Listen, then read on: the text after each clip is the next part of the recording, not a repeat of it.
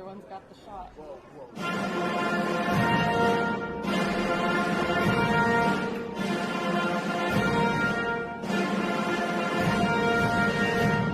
Distinguished guests, the President of the United States, accompanied by the Vice President of the United States, Birmingham, Alabama Mayor Randall Woodfin and Sari Kaufman.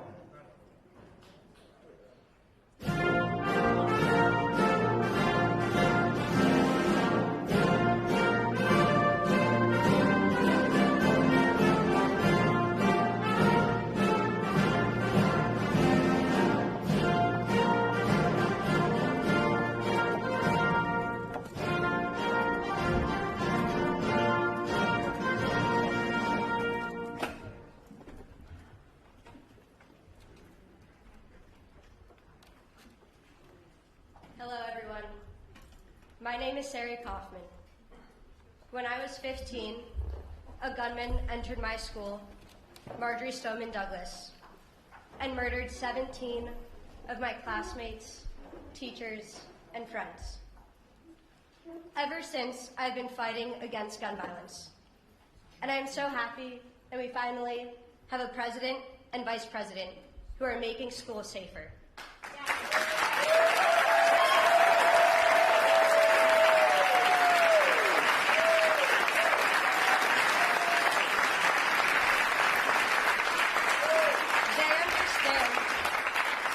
They understand that gun violence and the fear of gun violence impacts every community. School shooting drills are adding to this fear and anxiety. While we must be prepared, we should not be traumatizing students. That is why I am grateful to President Biden and Vice President Harris for not only leading on the issue of gun violence, but showing compassion while they do it. This leadership is something I have seen firsthand. Vice President Harris has comforted survivors across our country. She has walked the halls of my school in Parkland alongside the families of the victims. She has listened to Gen Z leaders and understands how we are feeling. And she leads the first ever White House Office of Gun Violence Prevention.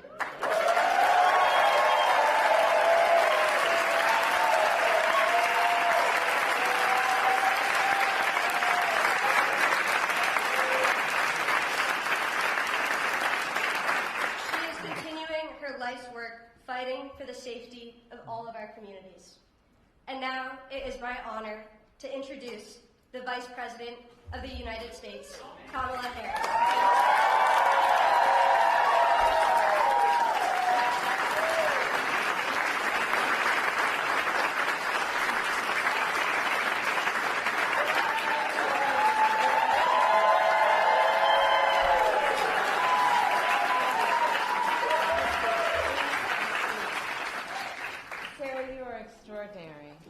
You are right. I have been traveling our country for many years, meeting with extraordinary heroes, and you are really an extraordinary leader. And when I look at you, I know the future of our country is bright. Thank you, Sari.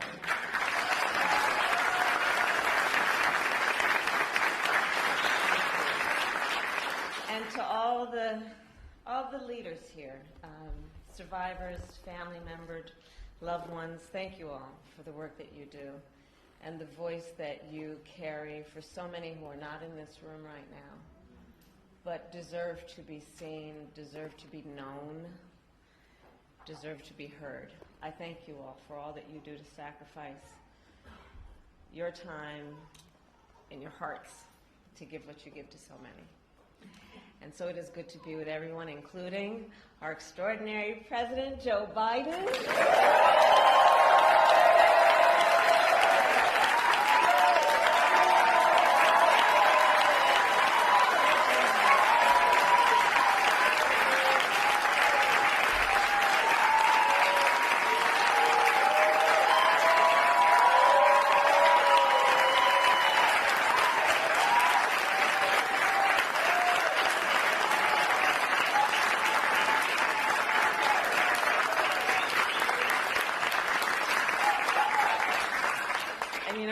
I have the great blessing and fortune to work alongside our president and wherever we are together, whether the cameras are in the room or not, he cares about the American people. He loves the American people, and he, in his leadership, so much of his leadership is always about fighting for the dignity of all people and understanding the pain that many might experience and what we must do as leaders to alleviate that pain. And I thank you, Mr. President, for all that you are.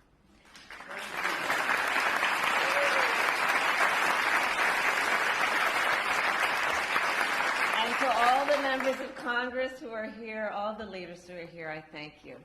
So before I begin, I will say a few words about Hurricane Helene. So the President and I, of course, are monitoring the case and the situation closely, and we urge everyone who is watching at this very moment to take this storm very seriously, and please follow the guidance of your local officials. And President Biden and I, of course, will continue to work closely with state and local officials to ensure that everyone is safe and to protect communities before, during, and after the storm. So with that, I will turn to the subject at hand. I believe the right to be safe is a civil right.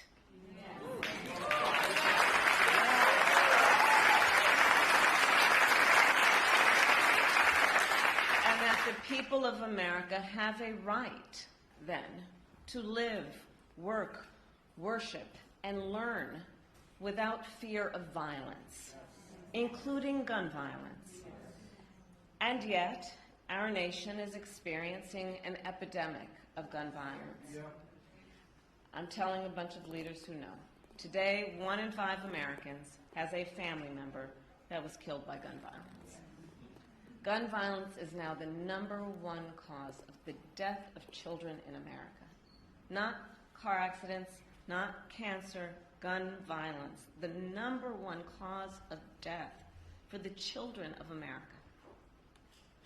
And this is the result of many, many issues, including mass shootings and school shootings that are too frequently occurring in our nation.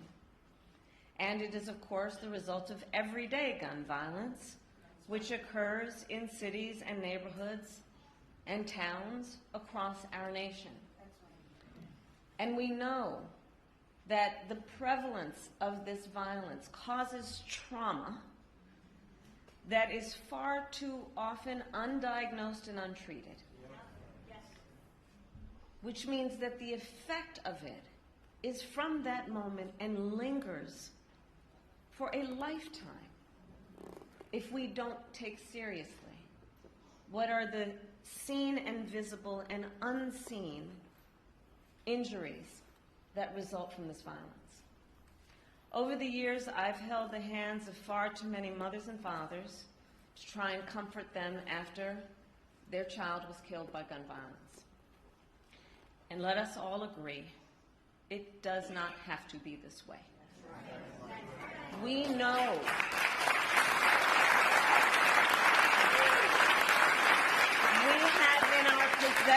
we know how to stop these tragedies, and it is a false choice to suggest you are either in favor of the Second Amendment or you want to take everyone's guns away.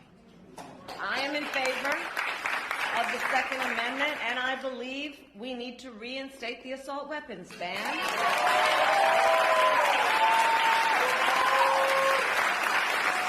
And pass universal background checks, safe storage laws, and red flag laws.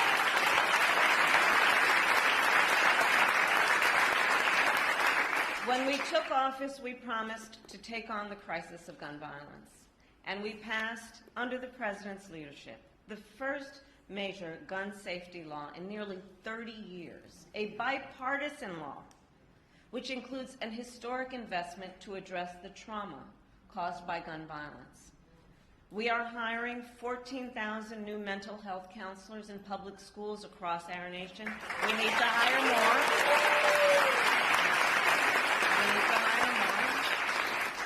But it is the single largest investment in student mental health in history. And for as much as we have accomplished, more must be done. We need more leaders. We need more leaders like the leaders in this room, in Congress, who have the courage to take action, to stand up to the gun lobby, and to put the lives of our children first. Last week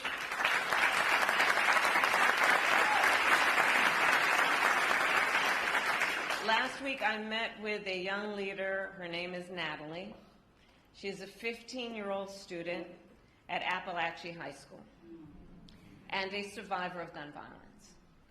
When we met, Natalie was still wearing bandages, and she is extraordinarily brave.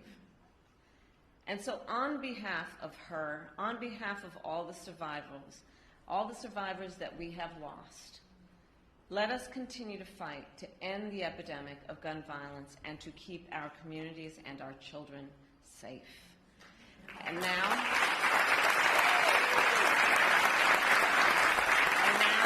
it is my great honor to introduce a leader and a friend who understands the urgency of this crisis. He is a mayor who knows firsthand what it is like to lose a loved one to gun violence and to see his community shaken by tragedy. A dear friend who is not only a local leader but a national leader. Please welcome Mayor Randall Woodfin.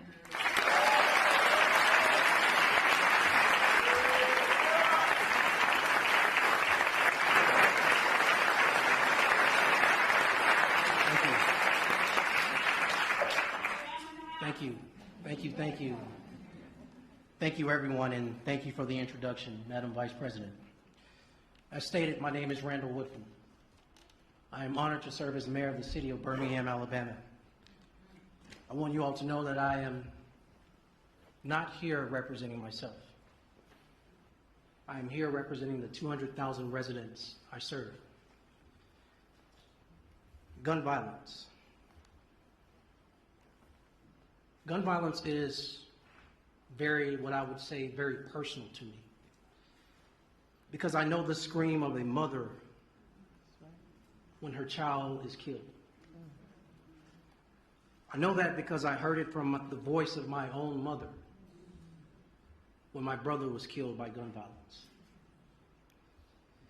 I know that scream, I heard that scream again this past Saturday as the lives of 4 people were stolen and 17 other victims were shot during a horrific mass shooting in Birmingham. Saving lives. Saving lives should not be partisan. That's right. Saving lives should not be Democrat or a Republican thing.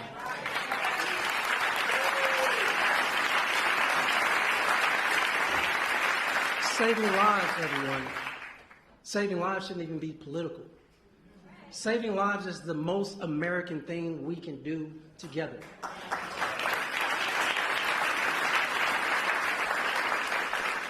And so we've been working with our U.S. Attorney, with the Justice Department, to get machine gun conversions like Glock switches off our city streets. But still, my community, and I imagine other communities, are still finding the use of these devices at crime scene after crime scene. And so that is why I'm grateful to our president. That is why I'm so grateful to our vice president as well, who today are taking more action to help people not only in Birmingham but across our country. Today we work to loosen the grip that gun violence has on our communities. I know firsthand what it means to have a president who is not only a partner, but a friend to community and cities. The Biden-Harris administration is making historic and transformative investments in our neighborhoods, but most importantly, in our people. Instead of being overlooked, I am happy to stand on this stage and tell you we have a president who not only sees us, but truly believes in us. And that is why it is my honor to introduce President Joe Biden, who has been a key friend to Birmingham, Alabama.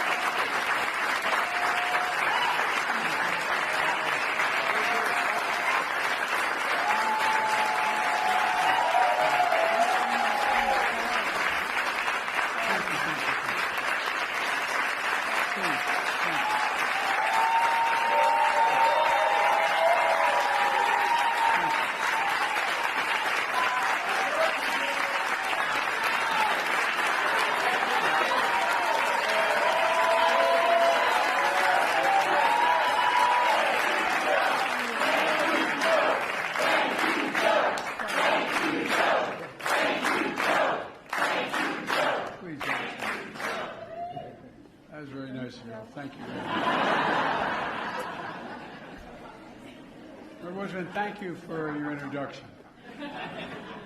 And quite frankly, for your extraordinary leadership in Birmingham. You know, through your love for your brother, helping ensure that he and all victims of gun violence have not died in vain.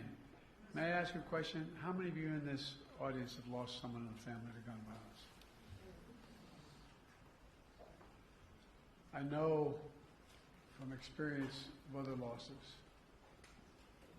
that this is bittersweet.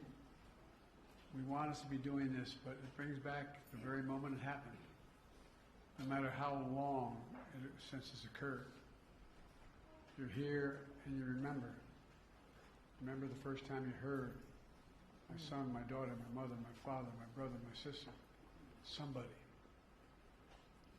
you lost. I know the feeling in a different context, and it's heartbreaking. So thank you for the courage to be here. I know the intensity of your feelings, but thank you, because it really does require to relive the moment it occurred. And that's tough. And I don't think people who haven't been through the loss of someone through an accident or through violence fully understands it until it happens. And I hope that doesn't happen to the rest of you in any circumstance. So thank you for, Sari, for sharing your story. Your classmates, your teachers, your friends in Parkland. You know, an extraordinary courage that inspires a nation. And we stand with you, for real. Quite frankly, you inspired me when I met many of you after that tragedy. Before I begin, let me speak to our preparedness, then very briefly for the hurricane, Helene. We're expecting a catastrophic storm.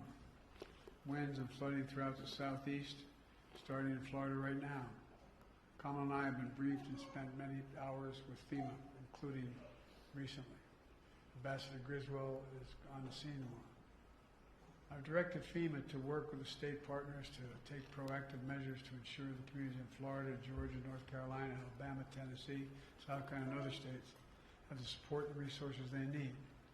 That includes improving pre-landfall emergency declaration requests from the governors of Florida, Georgia, North Carolina, and Alabama.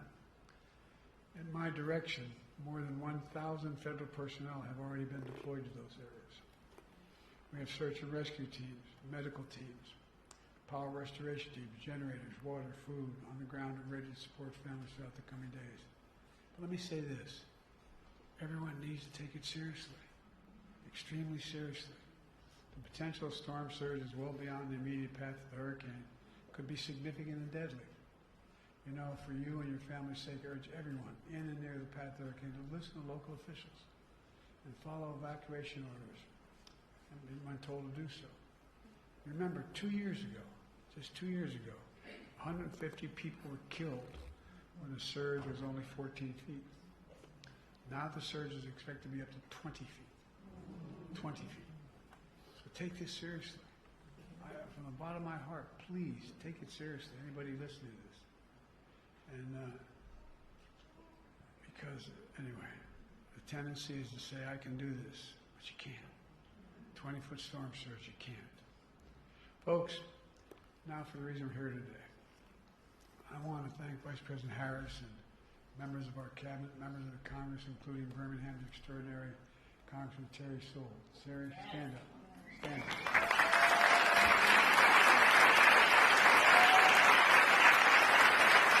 I want to thank Congressman Mike Thompson. Mike, stand up.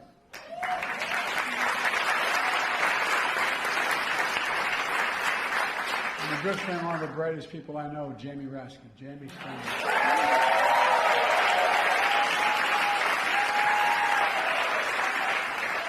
And Congressman Maxwell Frost, who started by organizing opposition to gun violence, is now the youngest member of Congress.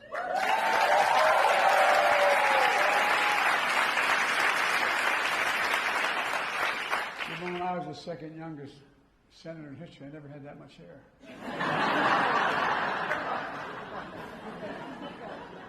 And Representative Lucy Macbeth, whose son Jordan was killed by guns.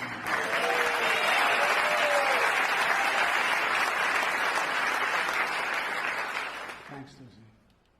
Thanks for being here. I know events like this are difficult.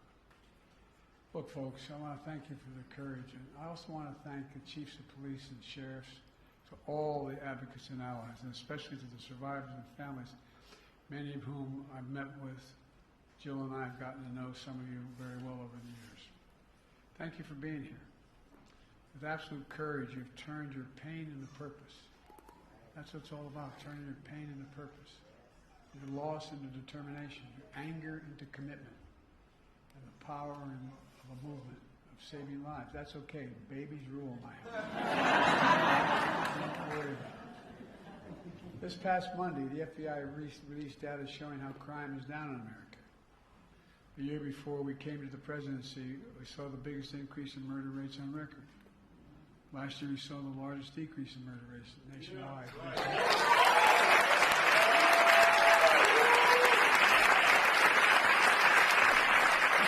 Thanks to guys like you wearing those uniforms. The homicide rate in 2023 was 16% below the year before we became president and vice president. In the first half of 2024, in large cities across the country, homicide rate dropped another 17%.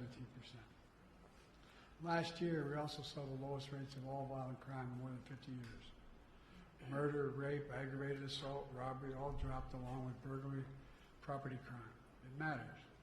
And together we're making clear, if you want to talk about reducing crime and violence in America, you need to talk about guns in America.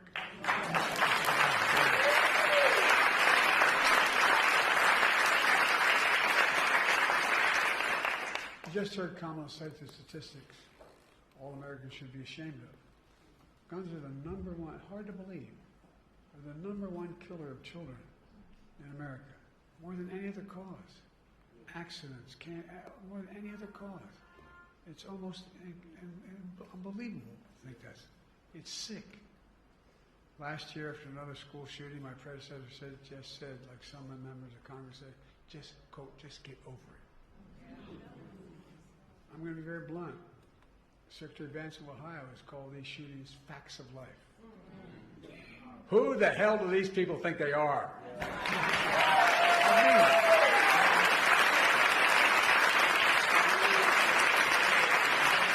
Think about it. The only industry that is exempted by law from being investigated and being dealt with is the gun industry. Imagine had that be the case with the tobacco industry. What cancer would be like. I mean it sincerely. Think about this. This time last year, we stood in the Rose Garden and launched the first ever White House Office of Gun Violence Prevention.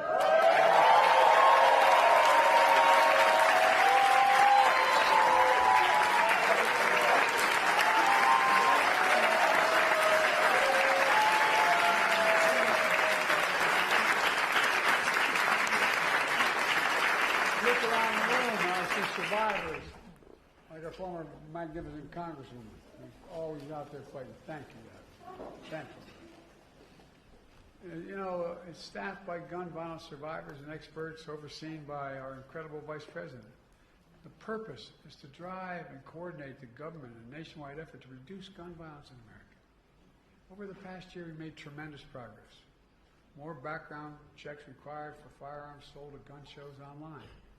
New interagency response teams to support communities after mass shootings. And I've been to all but 3 mass shootings in the United States of America and spent time with surviving families, many of whom I see here in this audience. Because it's important to raise up what's happening. Most comprehensive federal guide ever on safe gun storage of firearms. First ever Surgeon General's advisory declaring gun violence to be a public health crisis.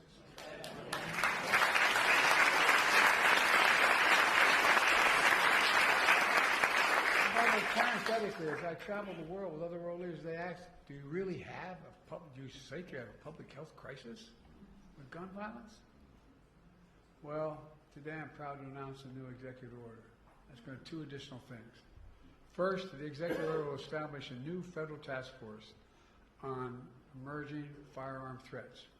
Previously, my administration took action to crack down on private manufacturers of firearms, including kits of so-called ghost guns. This is probably the only audience knows what ghost guns are. They don't have to have a serial number. Guns don't have serial numbers. It's hard for them to track back to the shooter and hold them accountable when something happens. Today we're taking the next step. Our new task force will address 3D printed firearms. And for those listening, everybody in this room knows what that is. But they actually can produce a plastic firearm with a 3D printer. That, magnetometers can't detect these, or they don't have a serial number. This task force is also going to tackle machine gun conversion devices, mentioned by the mayor. Devices that illegally turn semi-automatic weapons, including handguns, into fully automatic machine guns that can fire up to 20 bullets in 2 seconds. 20 in 2 seconds. These devices are already illegal under federal law and can be made on a 3D printer for just 40 cents in less than 30 minutes and sold for as little as $20. The local law enforcement in cities across the country tell me the streets are flooded with machine gun conversion devices. Isn't that right, Captain? Because the parts are small, cheap, and easy to make. The impact of these devices is devastating. Just this weekend, a machine gun conversion device was found at the scene of a mass shooting in Birmingham. I can tell you. Over 100 shell casings. 100 shell casings are found, including 4 killed and 18 injured. The community is shattered. Enough. Within 90 days of our task force will send me a risk assessment and a strategy to address these emerging firearm threats. It's about sending a clear message. Don't worry about the babe. It's okay. Really. Sending a clear message to local law enforcement, the cities across the country. We're to help, and together we can save lives. Look, the second part of this executive order relates to active shooter drills in schools. You know, it's a good thing, but people don't, you all understand, many of you in here, but the psychological impact that has on a child. You know, I'm old enough, we used to have drills for, duck and cover for nuclear devices. But guess what? Now we're talking about kids know what's happening. Yeah. Kamala just talked about the worry of parents and the stress and fear students have when they're told to participate in active shooter drills. The lack of guidance today on how to prepare students while minimizing the trauma of active shooter drills is unacceptable. So today I'm directing the members of my cabinet to return to me within 110 days with resources and information for schools to improve active shooter drills, minimize its harm, create age-appropriate content, and communicate with parents before and after these drills happen so they know what's going on.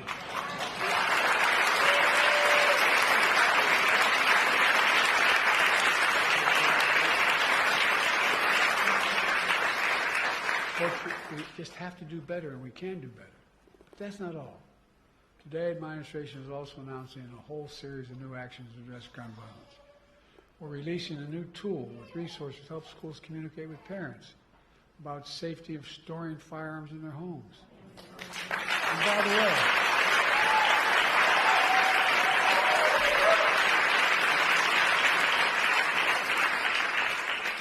I, along with Diane Fines, the guy that passed the first assault weapons ban. And here's the deal. It was amazing. Amazing how many of those gun violence occurred with those when they were outlawed with these firearms were a consequence of a parent not being responsible with the guns they own. Or in a recent case, I won't get into it because it's under litigation, a parent who provided an assault weapon to a young child. It's been found that when school administrators communicate with parents about safe storage of firearms in their homes, it motivates parents to act. We're awarding $135 million on top of the $238 million we've already awarded last year to 48 states for crisis intervention.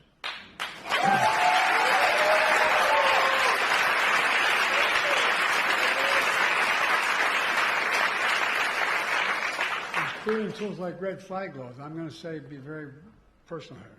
My son was Attorney General of the first state in the nation to institute that statewide. Temporarily removing firearms from those who are a danger to themselves and others. Yes, right. Well, it's important. We're awarding an additional $85 million to 30 community violence intervention programs on top of the $200 million We've already invested in these programs.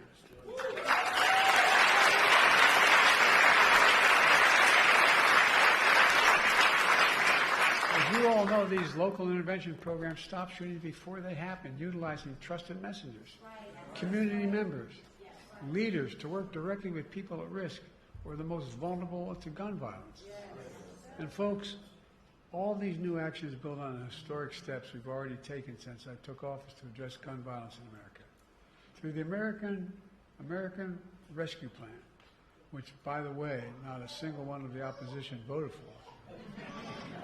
I don't say that politically. I say that to make sure people understand it's not costless to do that. To help deliver more than $15 billion, the largest investment ever in public safety. Let me say it again. All our opponents voted against the largest funding ever in public safety. I also announced a dozen executive orders to reduce gun violence, more than any of my predecessors. And with your help, we passed the Bipartisan Safer Communities Act, the most significant gun violence in 30 years.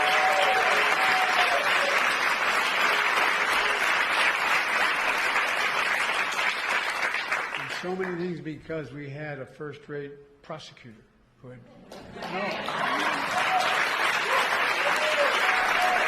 incredible experience dealing with it.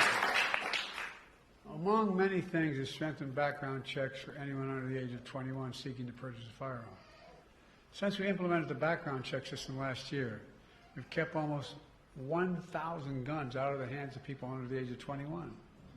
But folks, the law also invests over $1 billion, the largest one-time ever investment ever in seeking to deal with mental health issues in our schools.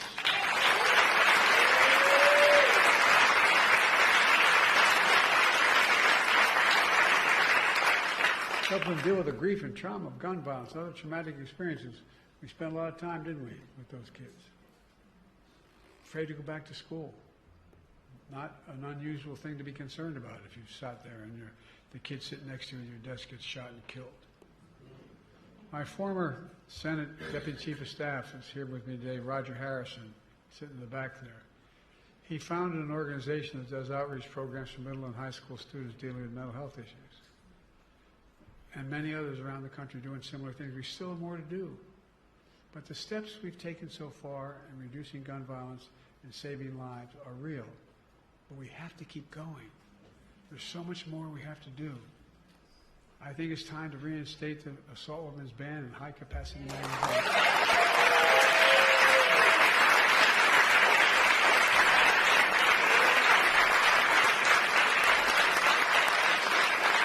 When I was a senator and I introduced the first effort to ban those weapons, I literally was walking through the swamps of the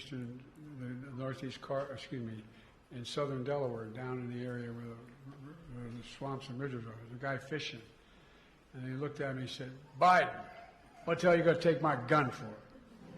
What do you take my assault weapon?" He was fishing. And I said, "True story." And I said, "You need that?" He said, "Yeah." I said, "You must be one hell of a lousy shot." And I don't see a lot of deer running around here wearing Kevlar vests. So, well, that's not, why do you have it? Well, I hunt. You hunt like hell. Look, it's time we establish universal background checks.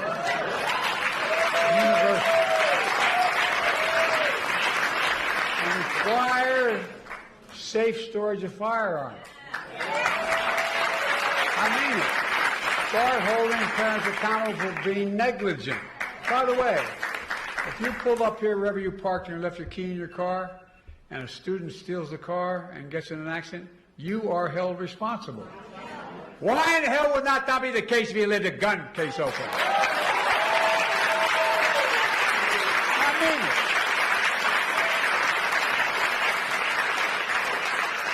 it. And I've been fighting for this. I'm going to continue after I leave this office. End immunity for the gun industry. End it, end it, end it.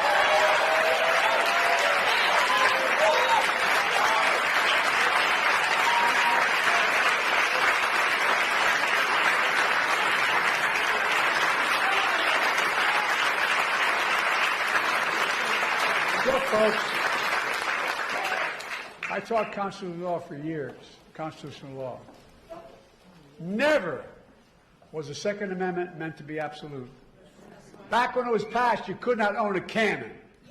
No, I'm not joking. People like the liberty of Americans is water with the blood of patriots. Like hell. I'm serious. Think about it. Think about it. It was never absolute. Never, never, never, never. It's time we increase funding for the Bureau of Alcohol, Tobacco, Firearms, and Explosives.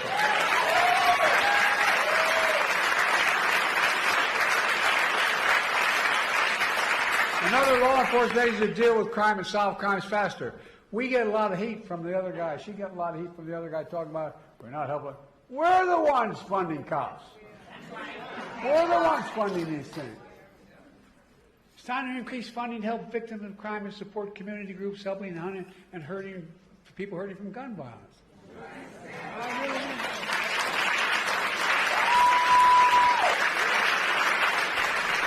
Unfortunately, my predecessor and a lot of congressional other people opposed all these steps to reduce gun violence. Instead, they tried to stop the crackdown on ghost gun kits, by the way. Well, yeah, that's a real big deal. I mean, we can't deny the Second Amendment right. Give me a break. If they got their way, criminals could traffic guns and commit crimes. Congressional opponents are trying to defund the Office of Gun Violence Prevention. There's an amendment to defund the Office of Gun Violence Prevention. Bless me, Father, as we say in my church.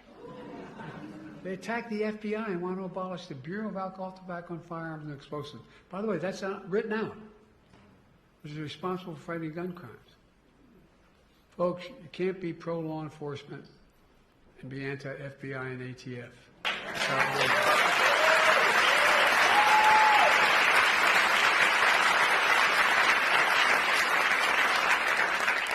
Well, that's why we're here today. And why this is so important. We need your help in fighting and standing up to the gun lobby, gun manufacturers, the politicians who oppose common sense gun legislation. Because whether you're a Democrat or Republican or Independent, we all want our families to be safe. We drop families off at the house of worship, or a child, at a mall, or a movie theater, or a school. We don't have to worry about whether that's the last time we'll see them. I mean, think about it. Think about it. We all want our kids to have the freedom to learn how to read and write in schools instead of duck and cover. Let me close with this. I know how difficult this work is, particularly for someone who's been through the tragedies and consequences of it. But I also have no illusions about the champions and heroes in this fight, including all of you. I really don't. Look what you've already done. Look at the movie you built. Look at the elected officials standing alongside me and here today. Listen to the young people speaking out. That's the power of your loved ones and their memories.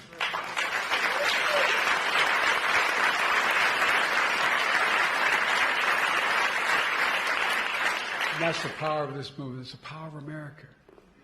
We just have to keep going and have faith in who we are.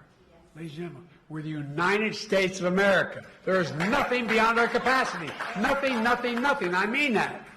I swear to God, I know I look like I'm only 40, but I'm 100 years old. I've been around a long time. I really mean it. There's nothing beyond our capacity. We're the only nation in the world, as a student official, I can tell you, that's come out of every crisis stronger than we went in. And we got to come out stronger now. Now I'm going to sign this executive order. Thank you. Thank you.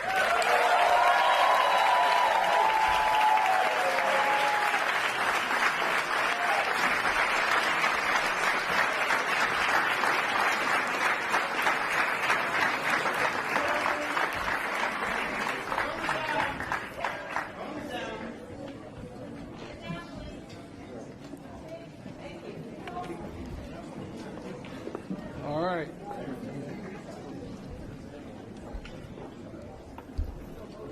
What I'm about to sign is combating emerging firearms threats and improving school-based active shooter drills.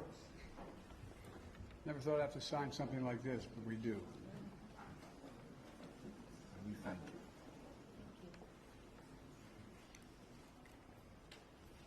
Bravo. Bravo.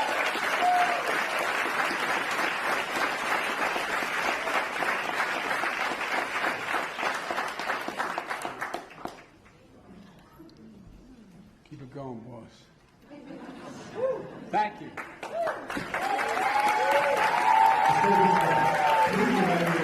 President and Vice President of House. Thank you.